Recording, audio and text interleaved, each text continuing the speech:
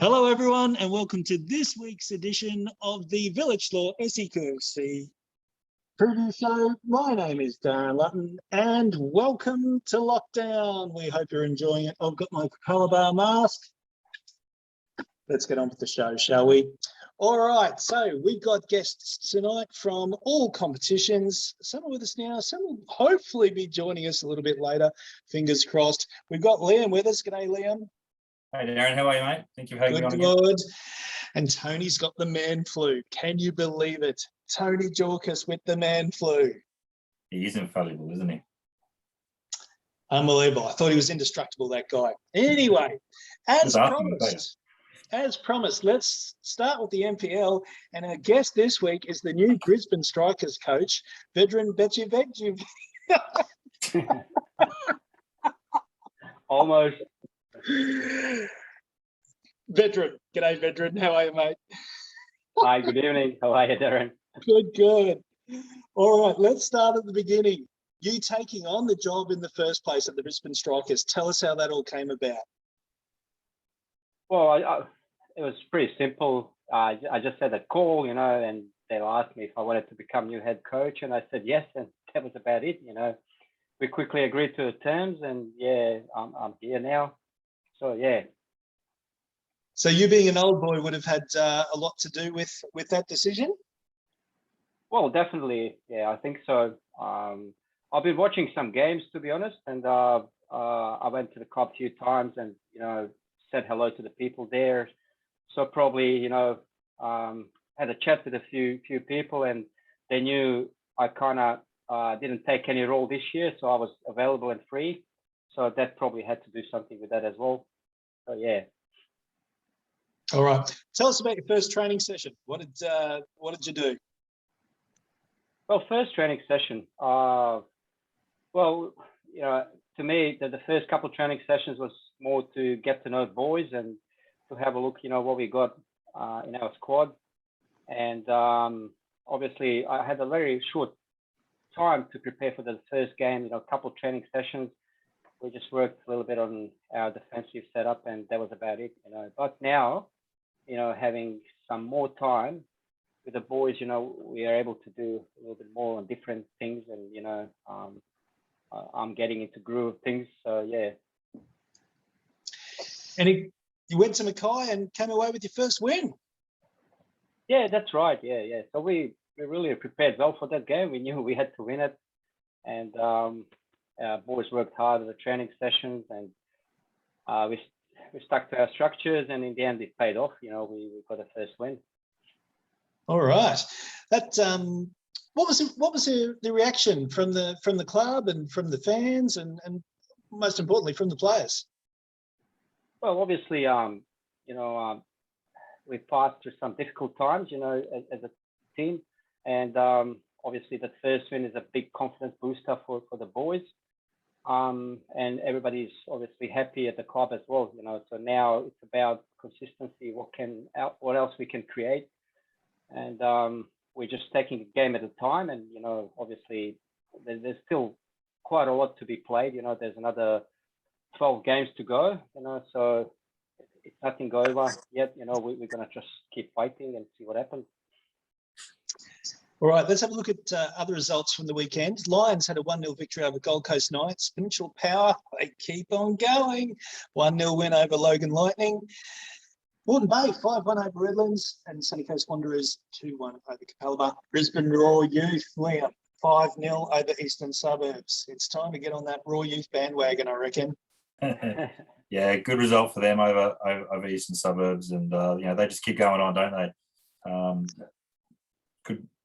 Eastern Suburbs there, they'd be disappointed if they didn't get any goals in there, I guess. But Raw, they're certainly proving a lot of doubters wrong from the start of the season, and doing well. You're going to be happy with 5-0. Looking at the ladder, Peninsula Power now have a 10-point lead with a game in hand. Vedran, This Power team, how do they get beaten? I mean, that's 13 wins from 13 games. They just keep finding their way. Yeah, they've done well for quite a few years in a row already, and winning becomes a habit. You know, once you start winning so many games, it just becomes a habit. And I think, you know, the club is set up properly, the coaching staff and the players that they've got, you know, everything sort of clicked in, and I think, you know, it works well for them this season, just like it was last season. And yeah, they're just team to beat right now. This weekend, you're going down the coast and taking on Gold Coast Knights. Can you make it 2 in a row? Yeah, it's a $6 million question. Look, you know, we want to believe, you know, we really work hard now, and this last game gave us a big boost of confidence as well. We are pretty aware of, you know, how good quality team they are, you know, that they not probably doing as well this season as they should, you know, when you look at the players that they've got. But sometimes, you know, it happens, you have a season like that with ups and downs. But obviously, you know, they're very difficult to play against. They have some fantastic players in their squad. So for us, that's going to be a very, very tough game, you know. But as I said, like, we have to hope. We have to try and get something out of every game. Now, we've only got 12 games to save ourselves and stay in the league. So we'll give our best anyway. And is that your brief when you took on the job? Keep the club up? Well, yeah, that's the goal. But, you know, the club is obviously aware of, you know, situations that we're in. And, yeah, so my job is to try and keep us in the league, obviously. And, you know, it's not going to be easy task. We all know that. But, you know, I think, you know, there's still possibility. I can't get it on my computer, something's on my phone. Yeah, as long as there's possibility, we'll keep working on it. Now, with the transfer window being closed, are you still able to sign players who perhaps aren't on a contract? And is that something that you're looking at doing? No, well, we've been told by Football Queensland that we cannot sign any new players unless they're under 18. We tried to sign one player just a couple of weeks ago, and we've been told that we carry 32 players in our squad, which is more than minimum of 28. So I'm not too sure. These rules, like, they change all the time. So, you know, it's very sometimes hard to follow all that. But, you know, having said that, like, you know, we're pretty sure that we can't sign anyone, and we have to rely on what we got, which is still decent squad. You know, I think, you know, we still have some young players, but good young players as well. And we need to keep working on our structures. We'll have a look at the other fixtures this weekend. Peninsula Power are hosting Redlands, Olympic up against Magpie Crusaders, East taking on Logan, Lions up against Capalaba, Gold Coast United host Moreton Bay, and Sunny Coast Wanderers taking on Raw Youth. I'd suggest that East Logan game's probably the most interesting sort of ladder-wise out of all the games. Maybe Gold Coast United against Moreton Bay as well. Lliam, what sticks out for you, mate? Yeah, East and Logan. I think, as you said, with the position on the ladders there, I think that'll be an interesting matchup. I think Olympic Magpies. This is, of course, the games go ahead this weekend. Olympic Magpies, I think, Olympic quite easily. Gold Coast, Moreton Bay, I think that'll be another good one. Again, as we always say each week, and probably boring people, it depends what Moreton Bay team turns up as to who wins that one. All right. Lions, Capalaba. I mean, Lions, you know, they've got on a bit of a high after the FFA Cup win, and, you know, so, yeah. It's that time of the season, isn't it, where things start getting interesting, I guess, halfway through. Definitely. All right, let's perhaps come back to the MPL, but now I'd like to have a chat about the MPLW. We've got Joe Savia, who's coach at Eastern Suburbs. G'day, Joe. G'day, Darren. How are you? Good. Now, when I spoke to you at the beginning of the season, you were saying, I'm going to have a quiet year. I'm going to be assistant to Michael Cook. I'm just going to stay out of the limelight. That didn't last very long, did it, Joe?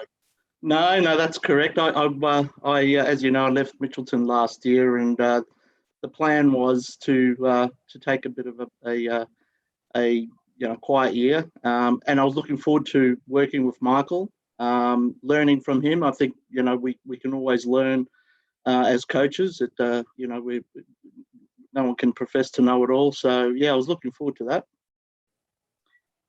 All right, now you've got the Tigers, and it's a battle at the moment, isn't it, for those top 8 positions and staying in the top tier of the competition before the split occurs. Yeah, there's essentially 2-3 games depending on how many you've played. There's 2 or 3 games left before the cutoff to determine the top 8. QAS have a secured top 8 position, so it's really 7 teams make the top 7, and that forms the MPL for the rest of the season and beyond. So, but it's very tight. There's probably about 5 teams that are fighting for potentially two spots. So it's each week, at each game at a time at the moment. And you didn't help your cause on the weekend with a 3-2 loss over Moreton Bay? With our 3-2 loss. Yes. Oh, hang on. That's not your game. How'd you go on the weekend, Joe? We won 11-0. I'm looking at 11-0 going, where's this? You did help your cause. I was like, what? I'm thinking, have I got the right draw up? Completely looking at the wrong round. Yeah. 11-0 over Peninsula Power. You helped your cause in a big way. Yeah, that did. Yeah, that was a good. That was a good game. As we just mentioned, it's very tight. So goal differential is going to come to play, and so it was good to get those goals. The fixtures were savaged on the weekend with 3 games not going ahead. Sunny Coast Wanderers 3-1 over Mitchie. Virginia United 4-2 over the Thunder. Lions top of the table clash 2-0 over South. QAS getting a win over Moreton Bay United. Let's have a quick look at that ladder, and we'll give you an idea just how close it is. So you're in 6th place at the moment, Joe. So you're in one of those spots. It's to retain your place in the top half of the competition. Yeah, that's correct. We're currently in a fortunate situation where we basically control our destiny. If we keep winning the last 2 games, we're pretty much guaranteed a spot in that top 7-8. But we don't want to be put in a position where we're relying on other squads. But if you look at the table, they're all within 3 points. So we can't afford to take the foot off the pedal, so to speak. So it's very, very tight. I think, as I say, there's 5, maybe even 6 teams that can make those final 2 spots. And 5 points off second. Sorry, yeah, and it's very close there. So we're looking at top 4. We're not just saying to the team, let's go for top 4, not just top 8. And as you said, Moreton Bay, unfortunately, they've incurred a few losses with some injuries, and so that's a bit sad. So hopefully they can find some players with this window that's open that can get them back up to that competitive situation that they've enjoyed most of the season. But to incur that many losses, it obviously took a blow on the weekend. Yeah, I was just going to come to that. With the window opening in the women's competition, unlike the men, we saw Capalaba have done some business. Eastern Suburbs going to be bringing in any players? At this stage, as you know, we lost 2 key strikers in Tessa, who unfortunately had to rush back to America for a father passing away, which is very unfortunate. And we also had Kelsey, our other striker, who became ill and had to fly back to Melbourne to be with her family. So we've never really replaced our strikers. So but in saying that, we're very, very happy with the way our team has come together. And as you said, we're in 6th spot. So on the previous weekend, we played Capalaba, and as you mentioned, they've got a few, talented players, and we were very competitive. We drew 1-1 with them. So, we were very happy with that result. And I think it just shows that, we can put together and be competitive against the top 4 team, which they are probably top 2. And you're So- taking on the Gap this weekend? Yeah, I mean, every game moving forward is going to be a challenge, and the Gap's going to be one of those that obviously they're not an easy team. They're well coached. They've got some really good players with Sophie, Person, and Georgia, and up front, that's dangerous. And I believe they've scored a new signing in the goalkeeper, so they're becoming strong. So. Yeah, there's nothing. There's no givens in this league at the moment. So you've got to fight for every week. All right. Lions taking on Southwest Queensland Thunder. Virginia up against Western Pride. Brisbane City taking on Olympic. Sunny Coast Wanderers host Peninsula Power. Mitchelton up against Capalaba. Moreton Bay United taking on Souths. Gold Coast United up against Logan Lightning. QAS had the bye. Apart from your game, what do you think is the most interesting fixture? I think obviously any of the games that involve Olympic, Sunny Coast. I think they're the two major threats that we have that can unsettle the table for us. So yeah, we'll be taking a keen eye on those two games, and fingers crossed that they all happen. With COVID. Exactly. Wouldn't be much of a preview show if the games weren't going ahead. So we're going to pretend as if they are going. That's right. Being positive. Exactly. All right, let's turn our attentions now to the FQPL, and we've got Rochdale Rovers coach Garrett McDuling hopefully with us. He's been trying to sign in. You could not time that. Could not time that any better, could you? No, He's just arrived. That's brilliant timing. that's why I'm a professional. That's Liam. fantastic. Oh my God. Now, Garrett, are you there? Yeah, I'm good to go. Can you guys hear me? Yes, we can, Garrett. Yeah. Yeah. I've been observing you the whole game. He's here. He's gone. He's back. He's there. No, he's here. Perfect. All right. Garrett, let's start with you. Now, you've come over from Western Australia. Is that correct? Yeah, correct. Yeah. What brought you over to Rochdale? Look, I originally from Brisbane. Went to WA to study a football science degree. Quite unique. So I thought it's a good opportunity to do that. My last year of coaching before I went to WA was at Rochdale. And then obviously, yeah, the first point of call when you come back is to touch base with your roots. So contacted Rochdale and yeah, timing was perfect. Excellent. Have you found the league from last time you were here? Yeah, like lots has obviously changed with the restructure. I feel like WA was always trying to sort of catch on to the eastern states. So, it's a good thing for Queensland. I feel like they were always leaders in the game. Obviously, Victoria do it really well as well. So even this year, with the QPL 2, I think it's fantastic. It's pushing, as you can see, in both directions for both leagues, promotion, relegation, everyone's fighting. There's no sort of complacency within the leagues. So look, I think the leagues, it's fantastic. It's made leaps and bounds since I left, and it was always going to do that, wasn't it? You'd hope so. All right, now it's a bit unfortunate timing having you on the show this week because you did go down 3-2 at home against Southside Eagles. Tell us about that. Actually, away. That was a reverse fixture. We were meant to play. I see. The first time and it got flipped. Look, second loss in 2 weeks. So obviously testing times for the boys and for the club and for myself. But that's what we came here for. We knew every time teams come to play us, it's going to be a grand final. Everyone wants to beat the Rovers. The club's made it, very clear, and myself to the players. We want to be in the MPL. So you're never going to get an easy game, and that's the league you're in. It's kind of like the EPL. Any given week, anyone can beat each other if you're not in your game. So, just 1-0 up just before half time, conceded a scrappy goal going into the break. And then, they got on top. We came back and we went at the end, 2 at the back to try and get back on top, got a goal and just ran out of time. Have you put your finger on what's gone wrong the past couple of weeks?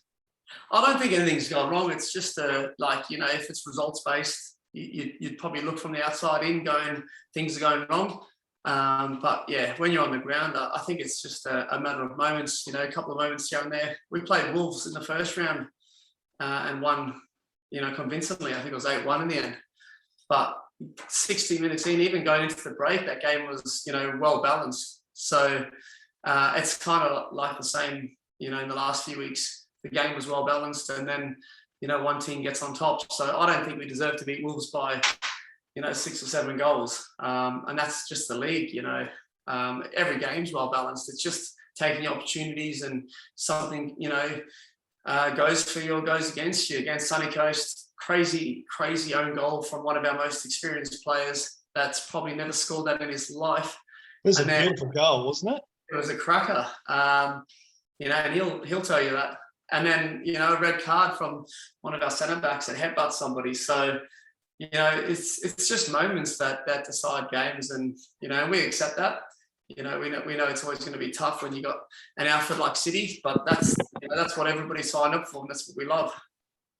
I think it's probably also. I was just going to say, I think it's probably also a testament to a lot of the teams that were slow to get started at the beginning of the season.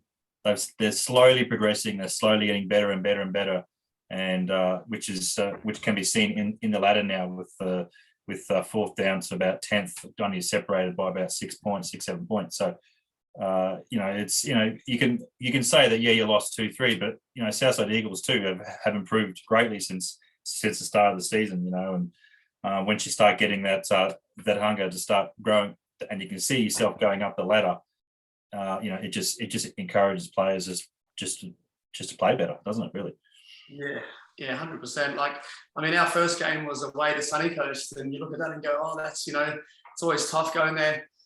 But then you like 3 or 4 weeks in, if a team starts to underdevelop you or underperform, you kind of go, oh, would have been better playing them in a month's time. But then you look back on it and go, well, no, because now they're in a relegation, dogfight.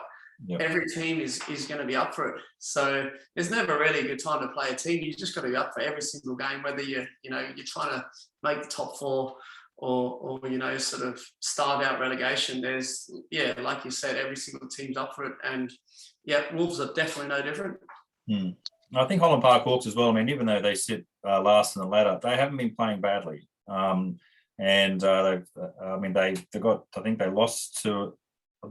won against Wolves a couple of weeks ago, and they drew 2 walls. So, there's a bit of hunger there for them to be performing now. And I think you'll see that some of those results at the bottom of the table are just going to start flipping now, I think. Yeah, that's it. And our next game against Holland Park, when it comes up, is away, and everybody knows it's not an easy place to go to. So, no. I'm always watching, City and Thunder when they play teams like Holland Park and see how they set up. And then you kind of look at, Mitchie when they're playing at home. And it's never easy whether you're playing, a team that's trying to get promoted or another established QPL team. It's never easy. So look, we're under no illusions. The boys are out there tonight. They're sending videos of themselves doing their lockdown workouts, and there's no motivation lost between the ranks. Everybody's still, totally motivated. The club's it's a fantastic club to belong to. The guys just love turning up, week in, week out. Obviously the facilities make it a lot easier, but the boys don't turn up for the facilities. It's just a fantastic club to be part of. Garrett, I assume that your match against Wolves was originally scheduled for this Friday? Yeah, correct. Yes, that's definitely off now. Yep. Yep. So has it been rescheduled yet? Yeah, there's talks. It obviously just depending when the lockdown lifts. Whether it's I don't think it'll be Saturday, but either Sunday or Tuesday. Yeah, I know some teams are playing Saturday, but either Sunday or Tuesday. All right. Looking at the other fixtures, Ipswich Knights taking on South United, Mitchelton hosting Holland Park Hawks, Southside Eagles take on Western Pride, and Brisbane City hosts Southwest Queensland Thunder. Now, there is a tasty game. Yeah, I reckon a draw for all of them. I look at there's a couple of fixtures that stand out for me, and first of all is Knights versus Souths. Knights did a win. They've come close a few times these last few weeks, and they'll be getting desperate to keep in touch with Eagles and Pride. There, they don't want to be slipping much lower. The other one, of course, is Eagles versus Pride, because the Eagles are actually just below Pride now in the ladder, and so they're the two games I'll be looking at as well. Oh, of course, City and Thunder speaks for itself, doesn't it? But there's a couple other games there I think that should be watched as well. Yeah, obviously City Thunder in the first outing away at Thunder was exceptionally close. There were chances for both teams. Yeah. And I think it'll be the same. And that was like us when we played Thunder. We won, but it was narrow. And the same when we played City, we won and it was narrow. So I think that'll be a brilliant game to watch. Knights started fantastically, dropped off slightly. I think I think they've got more to give as well. So and Mitchie are coming good now as well. Yep. Okay, let's turn our attentions now to the FQPL 2. And tonight, joining us from Virginia United is their coach, Matty Proctor. G'day, Matt. Good evening, all. How you doing? Good. Thank you for joining us. Being very patient there, Matt. Being very patient. I've been watching you, just kind of sitting there, taking it all in. Tell us about the season so far. First time. Our season so far, it's like being a dream world on a roller coaster. We've come into the league, as have all the teams, and it's been tough. It's been baptism of fire for myself as a coach, the playing group, and the club. But our aim is to still be there in 5 years' time. So it's not about winning the league this year, but it's about setting down roots and foundation and building for the future. And speaking of that, just recently, was it 2 weeks ago, you opened up your new clubhouse? Absolutely, and what an achievement that is for the club. I've only been at the club for a short time, but I know there's people who've been waiting for this day for 9 years or so. So to see it in all its glory and the home crowd that we had that day across the whole day for home games was just a fantastic event for the club. And hopefully with that infrastructure in place, we can now come to the party and be a contender in the FQPL too. Tell us a little about yourself, Matt. How did you get to be the junior coach? What's your background?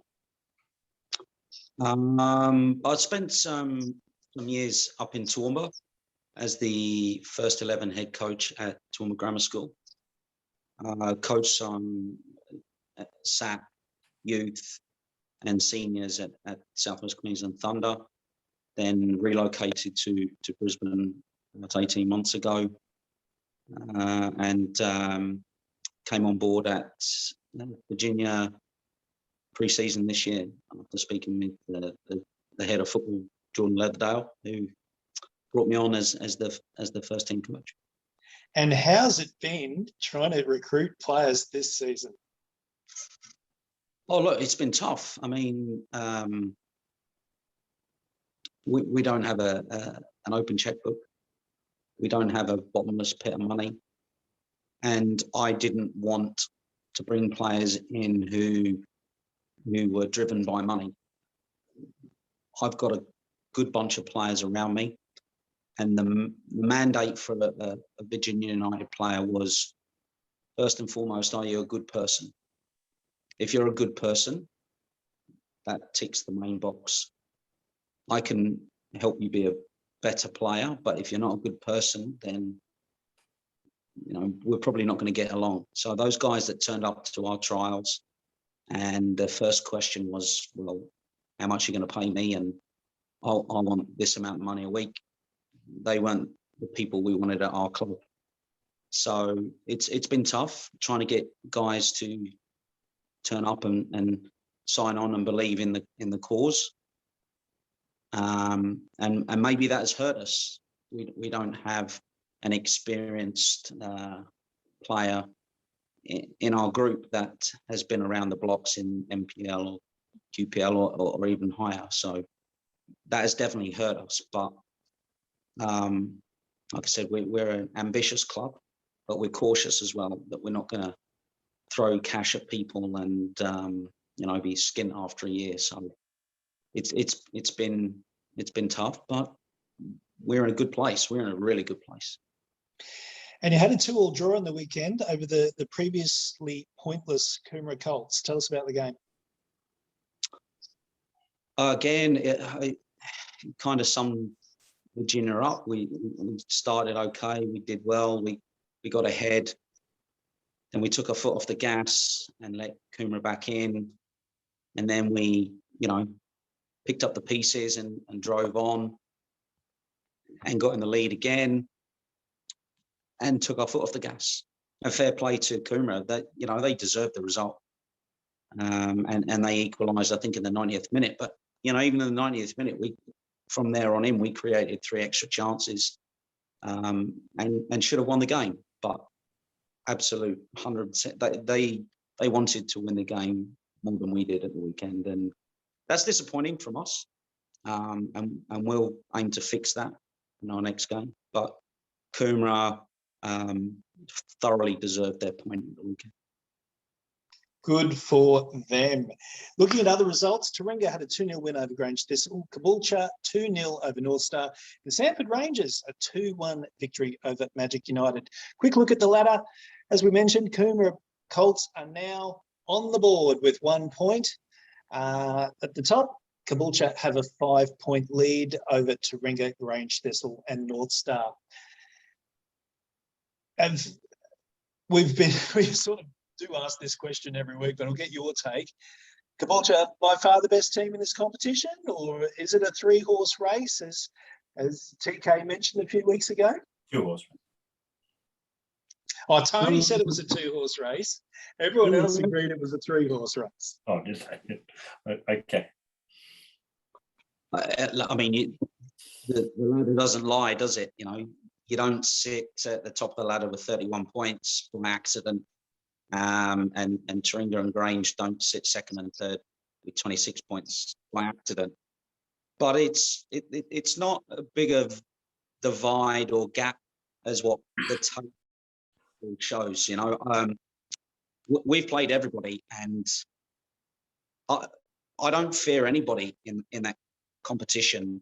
On our day, when we turn up, and we need to turn up a little bit more often, we could beat anyone.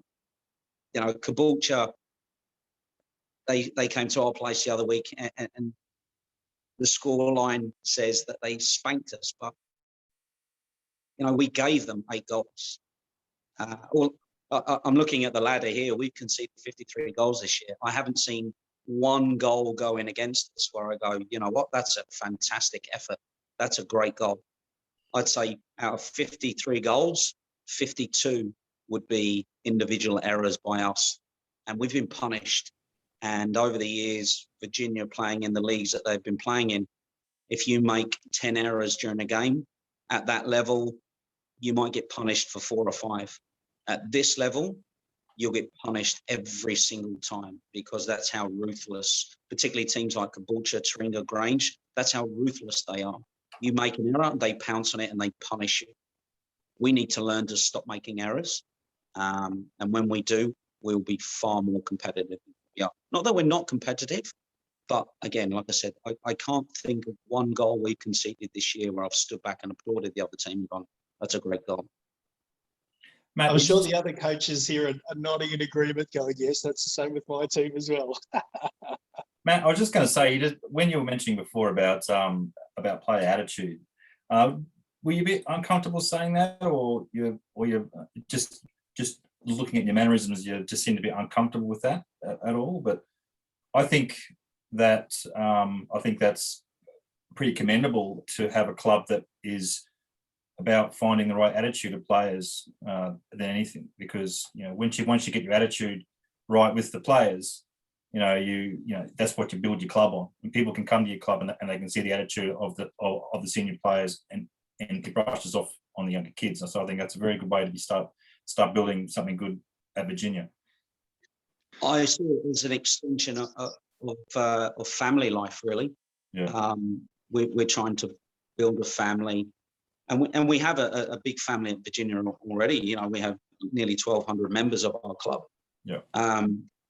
And with the new clubhouse that's gone in, we have a home, we have a family home, we have a big family, and I want every single player in the senior playing group, and we don't have a first team and an under 23s.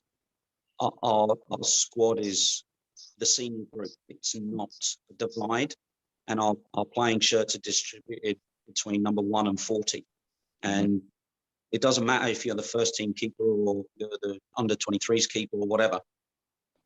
You don't get to pick or choose your number. We're a squad. We're a big family, and I want to know and feel comfortable that every single player in that squad I would have sit around my dinner table at Christmas lunch. And if I didn't feel comfortable having them around my table, then I don't feel comfortable them being in the squad. Was it tough to turn some people down? Absolutely, yeah, absolutely. But I think the camaraderie and the team spirit we have at Virginia is probably the best I've ever encountered in my coaching career. So the lads are a fantastic bunch. They get around each other. They know when they've let themselves down and the club down. And they are always the first on the training field to give 110% to fix it and to put it right. That's just how I've always coached. I want good people around me that I can trust and rely on. Yep. We have a fantastic coaching staff at Virginia, and I'm confident that we can help good players become better players. But I can't make you a better person. You either have that in you or you don't. So that's one of the biggest components for a player to me is, are you a good person? Interesting philosophy. Well, Let's have a look at this weekend's fixtures. I think it's great. Good advertising for the club. Anyone watching, I think if anyone can take on board what Matt said, I think that's would be a good thing. Well done, Matt. Let's have a quick look at this weekend's fixtures. Taringa are hosting Caboolture, Grange Thistle up against Magic United, Sanford up against Virginia, and Coomera Colts taking on North Star. Top of the table, Taringa up against Caboolture. That's got to be the game of the weekend. Well, top of the table clash, isn't it? Both good clubs. Got a lot of respect for Terry and Caboolture and Marco at Taringa. We spend a lot of time during games and after games talking to one another. So I've spent a lot of time talking with Terry and how he runs his ship. Spent a lot of time speaking with Marco at Taringa and how he runs his ship. We constantly, or Marco particularly, we constantly messaging each other most weekends, wishing each other all the best. So it's going to be a tough one. Yeah. We had I'm gonna go a draw on that one. We had Terry on here a few weeks back, and he wanted to just put to bed some of the stuff that was being said about FQPL 2, and I think he did the FQPL 2 a lot of justice in saying that there's a lot of clubs there with ambitions, and they should be respected for wanting to do what they want to do. So, did you see any of that at all? Did you have a response to any of those knockers of the competition? It's ironic because that episode you're talking about, I watched about 3 hours ago, and I apologise, Darren, for my earlier comments, but it's the only episode I've tuned into. Look, Terry has been a fantastic coach throughout his career at all levels. he runs his ship the way he wants to run it, just as Marco does at Taringa, just as Rhino does at Magic, just as Ricky and his team do at Coomera and we do at Virginia. I'm not going to pass judgment or comment on them, just as I wouldn't expect them to pass judgment and comment on us. There seems to be a lot of camaraderie between good camaraderie between all the coaches in that competition, which I think's very commendable for everyone involved. You're all there for the right reasons. You're all there for the same reasons, and you all want a goal at the end of it, and that is to do the best for your club. And I think, I think a lot of competitions around Australia could actually get something out of that. And it's certainly brought to my attention, has actually changed my opinion on the competition, good with over the weeks. So I hope I'm not the only mind that's been changed. I think FQPL2, every club in that league should have their hats taken off to them. They've stepped up to the plate. Football Queensland reached out. They wanted another comp, and these guys have put their hands up. Some of them are a lot better off, not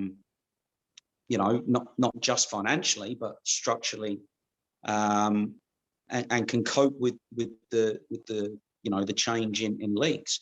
Some are struggling, but I want to have good relationships with every single head coach in that competition. Most of them I do. Some don't. That's that's up to them. But if Marco at Taringa has his training cancelled on Tuesday, has a game that was supposed to be played and it gets cancelled, and rather than having training, he wants to play a game. Hey, Marco, pick your phone up. Let's have a practice match. Your top team mixed 23s play our mixed 23s and top team, and every player loves to play a game rather than train. And it helps them out. It helps us out. Marco may have an overload of players and he needs to release someone, and he can contact me and say, hey, Matt, we've got this guy. He's on the periphery for us. He would suit you. So it's about helping each other to sustain the league and sustain everybody's position in the league so that it can prosper and become bigger and better. Nobody in this competition wants it to fail. Nobody wants negative comments made about their club. I've seen negative comments and about the club that I coach. And the first time I saw them, I immediately tuned out. Those sites on Facebook I don't follow anymore. I'm not interested in what other people think. I'm interested in what my head of football thinks. I'm interested in what my board think and my coaching staff and my players, because they know what's going on at our club. People on the outside looking in don't. And, like certain parts of your anatomy, everyone's got one. And that's opinion. So I fully, wholeheartedly support this competition and what FQ are trying to achieve from it. And all the clubs that put their hand up to be part of it should be commended, because it's a big step, a massive step for some of these guys. And each club to their own. Caboolture, speaking with Terry and his staff, they are in the competition to win the competition. That is their goal. It's not to be sustained and it's a 3 to 5 year plan.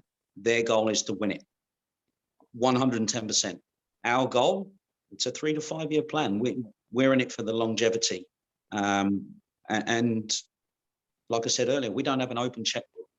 We are the organic farmer. We have our own veggie patch and we are producing our own. And testament to that are under 23s who are sitting second in the comp. We've got 4 guys in there at the minute playing up from under 20s. Our SAP program is fantastic at the moment. Our MPLW program is doing really well. So each to their own, and I commend every club who put their hand up to be part of it.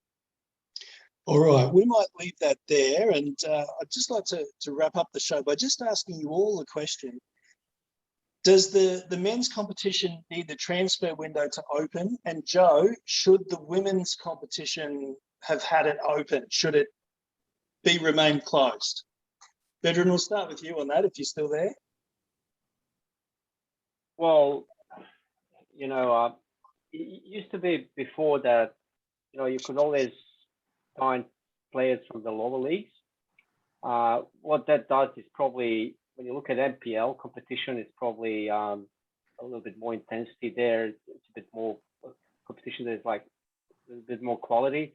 So sometimes, when you bring players from the lower leagues, that actually can compete on that level, it probably benefit them as well. And I think, opening transfer windows would be good in those terms as well for the clubs that need players to bring in.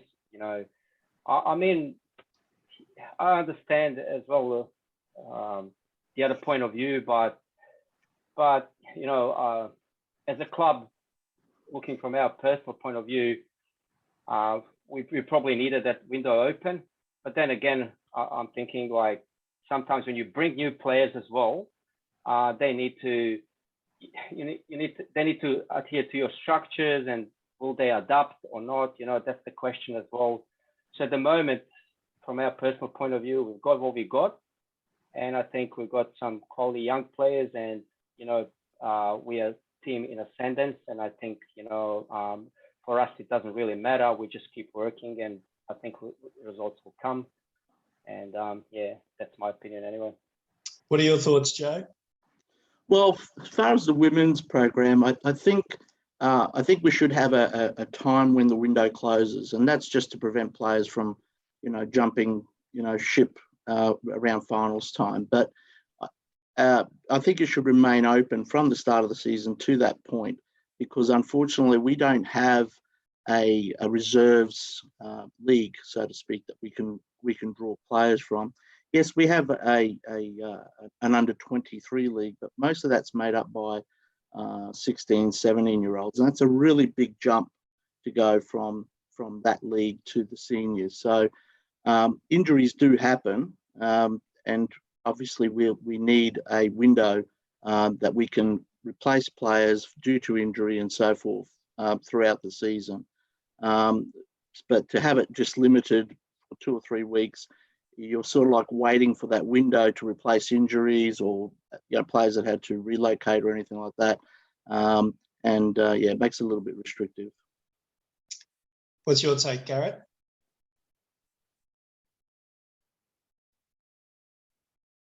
Sorry. I think the windows kind of needs to be recognised nationally. So like last year in WA, I was in a position where my MPL team, made the round of 32 in FFA Cup, and obviously you've then kind of in the national spotlight, your players are kind of recognised and picked up by other teams. And then about 3 or 4 players went over to Victoria, and we got told in WA we couldn't replace these players on the roster. And it's kind of the same thing now. We've picked up a couple of players this year at Rovers.